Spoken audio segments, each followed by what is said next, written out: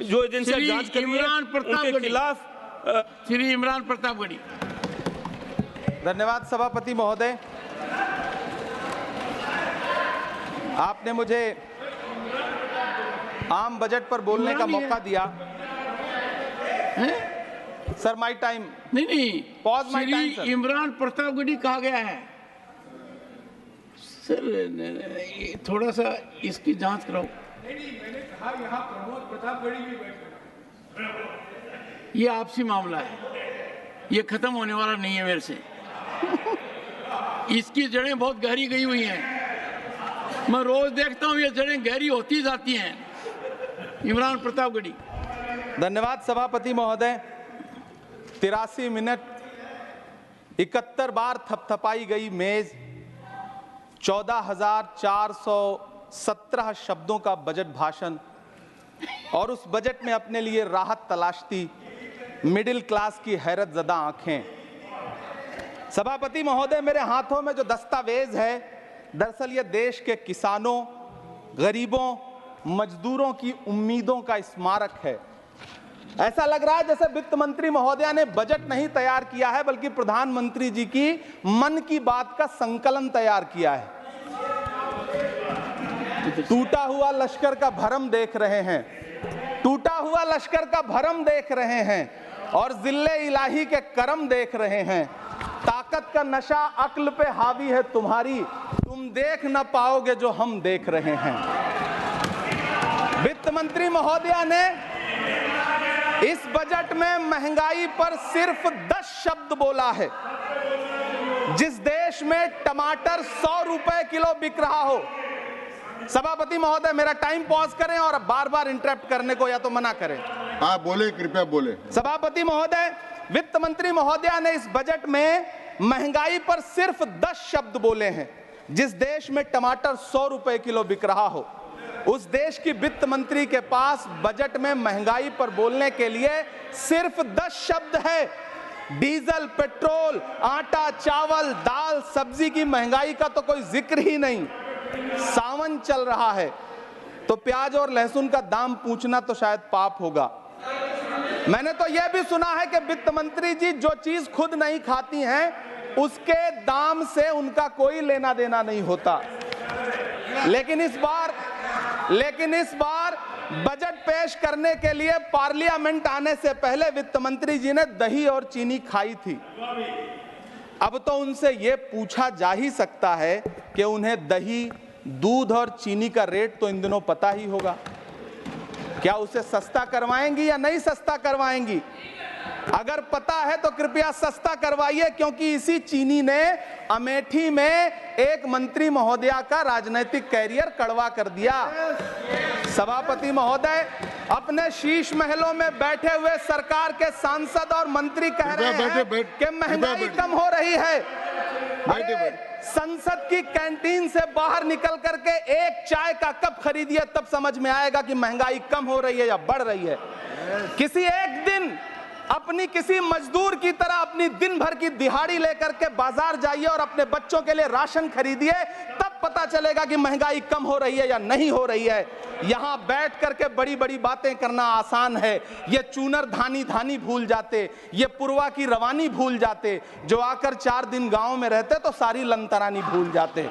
सभापति महोदय, electoral bond खरीदने के नाम छुपाने वाली सरकार, इलेक्टोरल बॉन्ड खरीदने वालों के नाम छुपाने वाली सरकार इन दिनों आम के ठेला लगाने वालों के नाम जानना चाहती है। मुझे तो होटलों, ढाबों या आम के ठेलों पर नेम प्लेट लगवाने वालों से पूछना है कि कभी खून की बोतल पर देखा है किसी का नाम लिखा हुआ? मुझे पूछना है कि क्या कोरोना के दौरान अपनी उखड़ती हुई सांसों के लिए ऑक्सीजन तलाशने वाले किसी इंसान ने ऑक्सीजन लाने वाले किसी इंसान से पूछा था कि ऑक्सीजन लाने वाला इंसान हिंदू है या मुसलमान है? मुझे पूछना है कि लावारिश लाशों के लिए कोरोना में कांधा देने वाले, चिताओं के लिए लकड़ियां सजाने वाले किसी इंसान से पूछा गया था उसका नाम, उसका मजहब? लेकिन इन दिनों पूछा जा रहा है। सभापति महोदय, अफसोस देश के प्रधानमंत्री जी ने कभी न टूटने वाली चुप्पी ओढ़ ली है। सभापति महोदय, जनता ने 63 सीटें कम क्या कर दी, ये सरकार तो अमृतकाल का नाम लेना ही भूल गई। ये भूल गई है अमृतकाल को, ये भूल गई है मनरेगा को, ये भूल गई है मौलाना आजाद नेशनल फेलोशिप को, ये भूल गई है मणिपुर को, ये भूल गई है महाराष्ट्र को। मुझे गर्व है कि मैं राज्यसभा में महाराष्ट्र का प्रतिनिधित्व करता हूं। महाराष्ट्र जो देश की आर्थिक राजधानी है, जो टोटल कॉर्पोरेट टैक्स का 40%, इनकम टैक्स का 32% और जीएसटी का 20% इस देश को देता है, उस महाराष्ट्र के लिए इस बजट में एक शब्द नहीं है। आप बैठ जाए सभापति महोदय, आखिर महाराष्ट्र से किस बात का बदला लिया जा रहा है? महाराष्ट्र ने लोकसभा चुनाव में बाबा साहब अम्बेडकर के संविधान को बचाने के लिए वोट क्या कर दिया? प्रधानमंत्री जी तो महाराष्ट्र से बदला लेने पर उतर आए। अब तो शायद उन्हें याद भी ना हो यवतमाल का वो दाभड़ी गांव जहां 20 मार्च 2014 को वो किसानों के साथ चाय पर चर्चा करने गए थे और उनकी किस्मत बदलने के सपने दिखाए थे। उसी यवतमाल में पिछले 6 महीने में 132 किसानों ने आत्महत्या की है। सभापति महोदय, महाराष्ट्र में हर महीने 209 किसान आत्महत्या कर रहे हैं।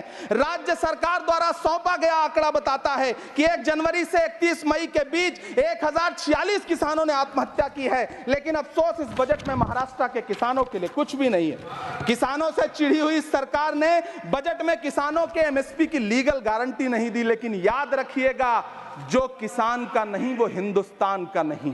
सभापति महोदय, मुझे वित्त मंत्री जी से पूछना है कि वो जो कुछ साल पहले 100 स्मार्ट सिटी बनाने का ढोल पीटा गया था, सुना है उस ढोल में पानी भर गया है, इसीलिए आपने उसका नाम बदल करके सिटीज ऑफ ग्रोथ हब्स रख दिया है।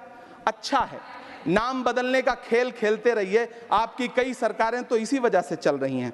इस सरकार को पढ़े लिखे लोगों से दिक्कत है सभापति महोदय, इसीलिए इस सरकार ने यूजीसी का बजट 66% कम कर दिया है। वाह री सरकार।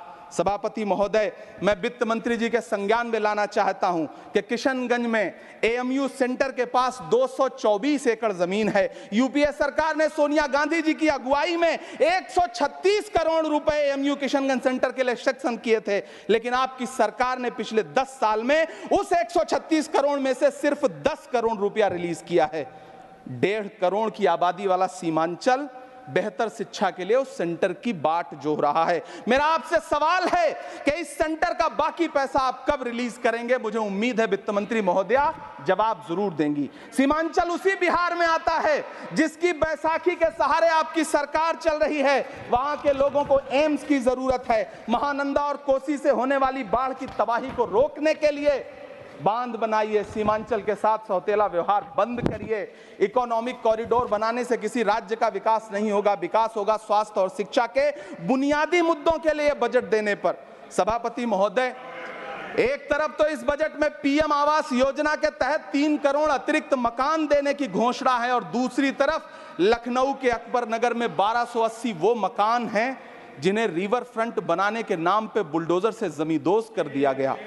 सभापति महोदय, लोग चीखते रहे, बच्चे बिलखते रहे, वसुधैव कुटुंबकम का नारा लगाने वाली सरकार इंसानों के घरौंदे उजाड़ कर जश्न मना रही है। सभापति महोदय, मेरा बहुत भावुकता के साथ देश के प्रधानमंत्री से सवाल है कि इन उजड़ते हुए मकानों और बेघर होते हुए घरों को देख करके आपको नींद कैसे आती है, आप सो कैसे पाते हैं? मेरा सवाल है इस देश के प्रधानमंत्री से, या तो लोगों के घरौंदे उजाड़ना बंद करिए या फिर करोड़ों मकान बनाने की झूठी घोषणाएं करना बंद करिए।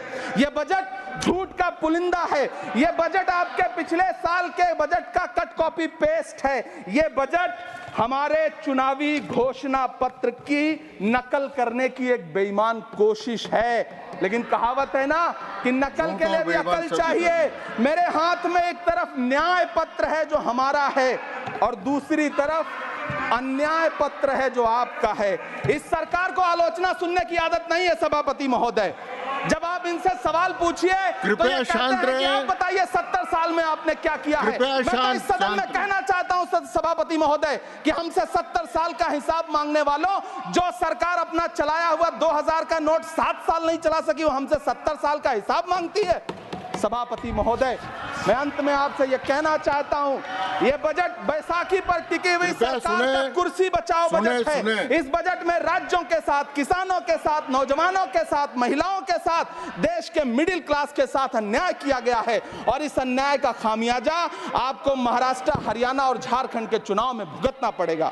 सभापति महोदय, इस सरकार ने नोटबंदी लगाकर देश की आम जनता की पूंजी छीन ली। बैठे नहीं बोले, कृपया। टैक्स लगा करके छोटे व्यापारियों के कारोबार छीन लिए, पेपर लीक करवा करके युवाओं की आंखों से नौकरी के सपने छीन लिए, अग्निवीर लाकर देश के जवानों की उम्मीदें छीन ली, बुलडोजर लगाकर लोगों के आशियाने छीन लिए, महंगाई लाकर देश की जनता की थाली से निवाले छीन लिए और नारा लगाया कि हम तो सेवक हैं, 18-18 घंटे काम करते हैं। इन्हीं लोगों के लिए किसी ने शेर कहा है कि जो सच और झूठ में दूरी है वो दूरी समझते हैं, सियासी हाकिमों की हम भी मजबूरी समझते हैं, वो अपना हक समझते हैं निवाला छीन लेने को, डकैती को बहुत से लोग मजदूरी समझते हैं। हमें पता है कि कैसी मजदूरी की जा रही है। सभापति महोदय, मैं यहां खड़ा होकर के अंत में आपसे कहना चाहता हूं कि इस बजट में तमाम राज्यों के साथ अन्याय किया गया है,